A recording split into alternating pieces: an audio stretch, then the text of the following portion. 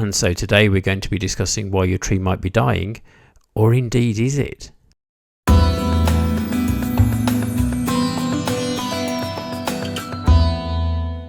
Hi there maple fans, and in this series of videos I'll be sharing what I do throughout an entire year on a monthly basis.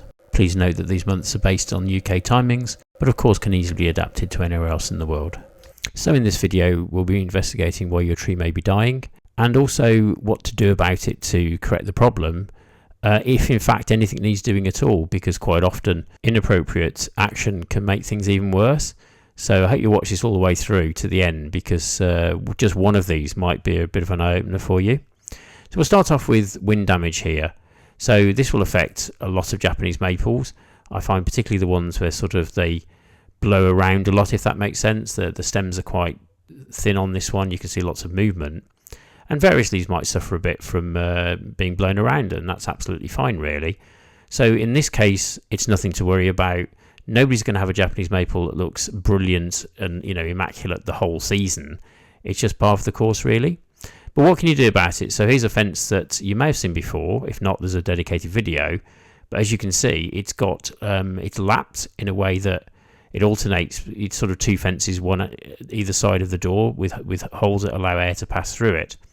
That's really, really beneficial because it'll slow wind down. You can't stop wind. It's no good putting a solid gate up there. It's not going to help. Likewise, using this system here, I mean, this is the obvious one. There's some conifers, or I've got a cedar tree there as well. And of course, a firm favourite in the Japanese garden would be bamboo. Not only does it look great, but I planted that a couple of years ago now, really, really springing up, and that's going to offer protection. Because as you can see, if the wind blows towards it, it moves, it absorbs some of the impact of the wind really. And takes the sting out of it. And the border behind it there with all my Japanese maples, which is brilliant because the sun sets behind it, so it's got that morning sun afternoon shade, really comes into its own. So moving on to another cause of problems which may be quite alarming is just friction. So looking at this tree down here, there's a few leaves which are all burnt and dried up or something. Actually, if you look, it's because, silly me, I've got it the branch over my hose pipe there, and literally the movement has rubbed away and destroyed the bark on that area. The cambium layer has been destroyed, so there's no water passing to those leaves. There's no mystery here. I can snip that off a little bit if I wanted to and trim it back, but otherwise, problem solved. There's nothing wrong with the tree per se. So overpotting, a very, very, very common problem that's become much more relevant this season. Why? Because you've had such an abysmal spring and summer. As you can see from the meter here, I've got these in about the right size pots. It's rained a couple of days ago, and they're all sort of in the green zone. They're all sort of in the middle. So heavy rain really shouldn't phase a plant, because if they're in the right size pots that's in proportion to their foliage and their size of their root system, then that should protect it and do really, really well. Having said that, if the pot's too big, we now move on to overwatering. So it could be the pot's just too big and it holds a load of moisture and compost, and that's not desirable. Or it's just got watered far too much. So you look at a tree like this and think, well, it looks a bit dry and a bit need of water. It doesn't. It's got far too much actually. And this also causes disease, believe it or not. So a lot of sort of bacterial diseases. It's got sort of problems with mildew on the leaves itself. That's the white powdery stuff. It's all to do with overwatering, or the pot's too big. So get the pot size right, and it makes a massive difference. And if you look at this one here as well, misdiagnosis is a terrible problem because the tree looks a bit wilty. If you pour more water on it, as you see, it's saturated, particularly just below the surface. This is a problem. You're just going to make things much worse really. I find it really useful to test for moisture, especially relative to my other trees, because that's very telling. People post on Facebook, on the internet, and say, what do I do with this tree? And the danger is someone's going to recommend water it some more. Absolutely not the right thing to do, and watering only when it gets dry or reasonably dry, and then re-watering again is absolutely the best thing to do for these trees. So moving on to sort of root damage as well. This is a sort of plant I've had a few years, but it's going absolutely nowhere because a couple of years ago it was way over potted, And this is just to show you that when you actually get dieback, the white branches that are no longer living all over the place, this is indeed indicative of a major root problem. So I repotted this last year and it stabilized the situation. It's leafed out this year. It's looking a lot better. And I would say again, if you've got really, really big problems with the pot's just saturated all the time, honestly, if it's that bad, regardless of everything else that this video might say, I would honestly just repot it into a lot less compost. It's a bit of a last minute thing, but in this case, it has saved my tree. So if that's the case, take action. Doing nothing at all wouldn't be appropriate. So what about those trees that are kind of suffering a bit, but they're not that bad?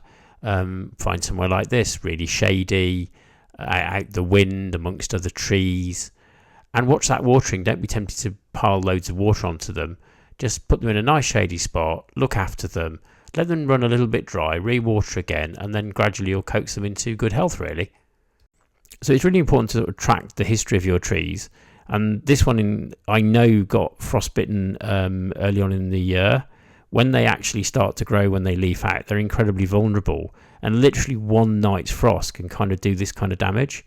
So lesson learned, might just bring it into a conservatory or even indoors just for a night or two if you know it's going to be cold. And definitely put it into a really, really sheltered situation, that's by a wall or something that retains a little bit of heat, because this is exactly what can happen.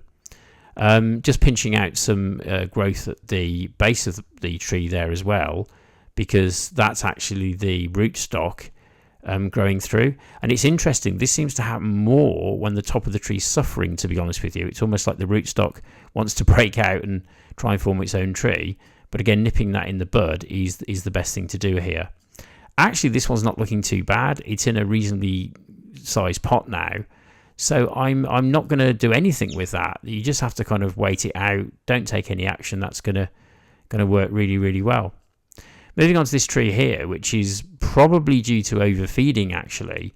So it's always important to feed a tree at the beginning of the season with a nice slow release compost, so that it starts to run out by the winter. You really don't want your trees spending a load of energy doing a lovely growth spurt that ends in November or something, and it's far too late, and the frost is just going to get that new growth. So it's a bit similar to the other problem that you get in the spring. These are the kind of the danger periods. But again, as you can see, the rest of the tree's doing really well. It's progressing, it's fine.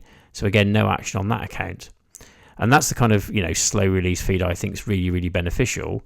Other people, will feed every week or month or something with something else. For $5.99, why not just do it once a year and have done with it, really? Big word of caution, if you actually use a feed with far too much nitrogen in it, you could actually shock the plant and cause all the leaves to fall off. Yes, if your plant is really suffered and lost leaves, one dose of liquid plant fertilizer might help, but continually loading it with nitrogen won't make it grow faster. It will definitely set it back. So in the case of, infestation from bugs and that sort of thing, my favourite weapon of choice, which seems to logically work for me, is this very high alcohol content spray. So you can just spray the branches in it. The alcohol kills off by dehydration the bugs, and then within minutes, really, it all evaporates off on a warm day. So it's going to be absolutely fine and not harm the tree at all. So just one tip you can use there. So another key thing that perhaps people get wrong from time to time is they try and keep Japanese maples indoors. Now, I've got these in a conservatory, but specifically because this was a few years ago, and it was a very, very frosty conditions. So as they start to leaf out, I just wanted to give them a little bit of protection. That's absolutely fine, but just for short periods. They really do need the warmth of summer, the cold of winter to establish their proper life cycle. So here we have my orange dream that's planted in the ground. And yes, some of the top leaves have got just sun damage on them. I know this cultivar is very sun sensitive, and it's one of these things. It's absolutely fine. You don't need to start pulling leaves off and stuff like that. Leave it be. It can be a little bit unsightly, I suppose, but I think what I'm trying to show here is that the little petioles, the little stems that lead to the leaves themselves, are perfectly healthy. And actually, if you start ripping random leaves off, you'll kind of do more damage to the tree, really. What will happen is, as it grows, it'll sort of get rid of those ruined leaves itself and replace them with new ones throughout the growing season. So beware of doing that, because you're just going to cause more damage. It's about this time of year also that the negative effects of planting trees in the ground too deep start to show. They can get a bit waterlogged. If you're planting a tree in the ground, make sure it's a good inch above the soil, really. It's going to be covered over in tree soon anyway. It's going to look absolutely fine.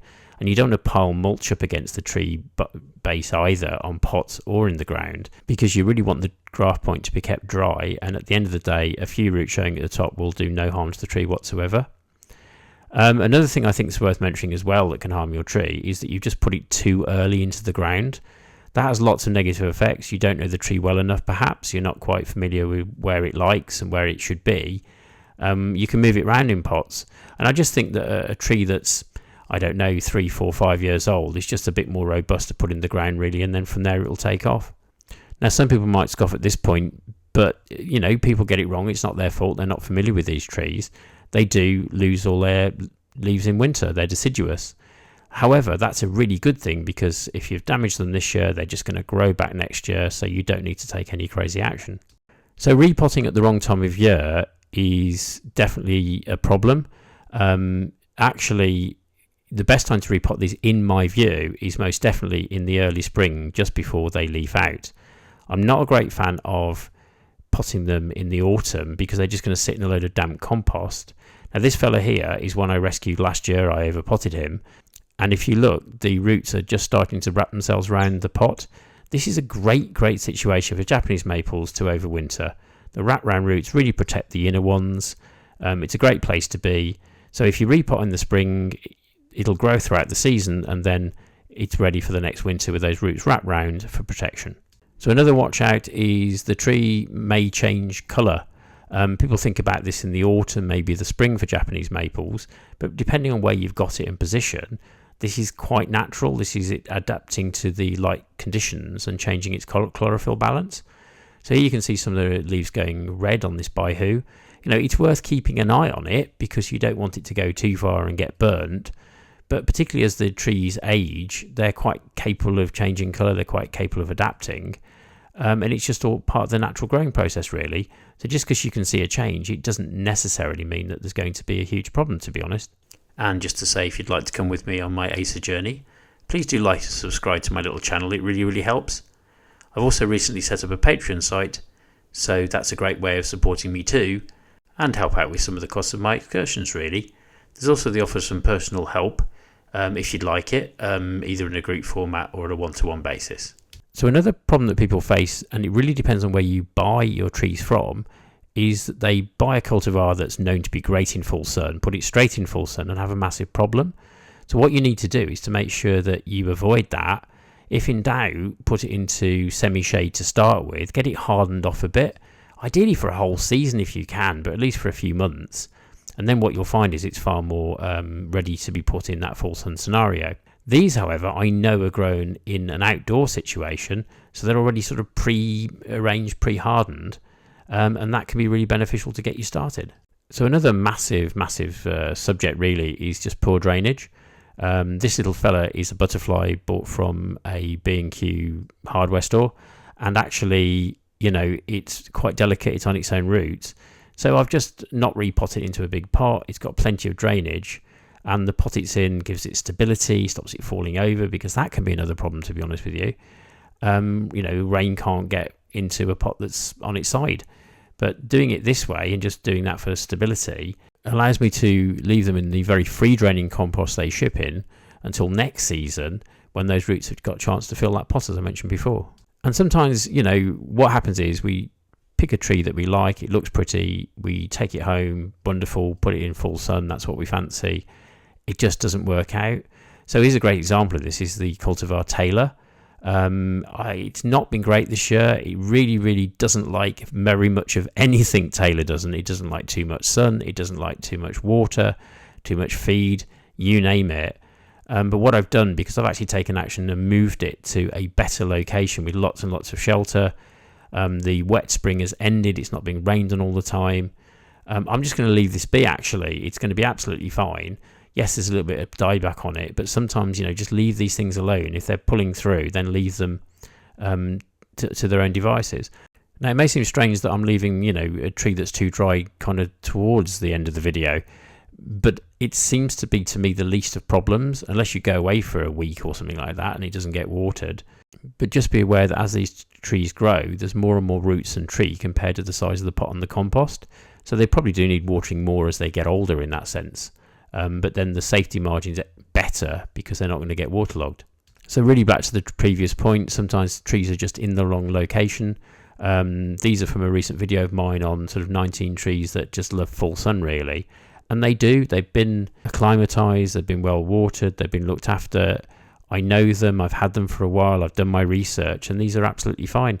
Other trees, you know, with all the hardening off in the world, still prefer shade. They really, really do. I'm thinking probably of Ukigumo, Jordan, cultivars like that.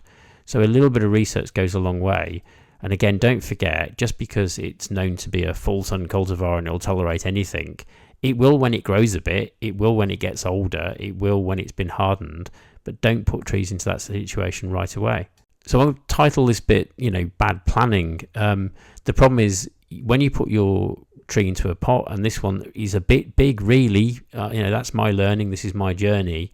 It's been fine for the last 3 years, it really, really has. Then all of a sudden you have a terrible spring, you have loads too much rain, and the tree's pulling through fine. Again, I would do nothing, I wouldn't take any action at this point. But it's just not the tree that it was, and I'm sure it's because, a bit like the Taylor, it's been so wet in the early part of the year. So just be aware that, you know, follow the rules. If you get away with it one year, you might not do the next. In terms of mass watering, I think it's really important not to just water everything every 3 days. Some in the sun will need more watering more than others, some in different slightly sized pots, some have leafed out, some haven't. And also if it's rained, I would still check them. Last time it rained for, you know, quite a bit, 3 of my trees still needed watering, so you can never be too sure. And hopefully you're going to have like really nice even growth on your trees. If they're not, and half the tree sort of grown more than the other half of the tree, that's probably because half the roots are damaged. So individual roots will feed different parts of and limbs of the tree, so that can be a problem. As you can see here, this is a good sign of a healthy root system because the growth on that Ryusen sort of even Stevens really. So I may have made it sound like growing Japanese maples is really difficult. It absolutely isn't, but it's just kind of stick to the right rules, pick the right tree, just take the attitude that you're trying to make a nice as an environment for your tree as possible, and it will absolutely reward you.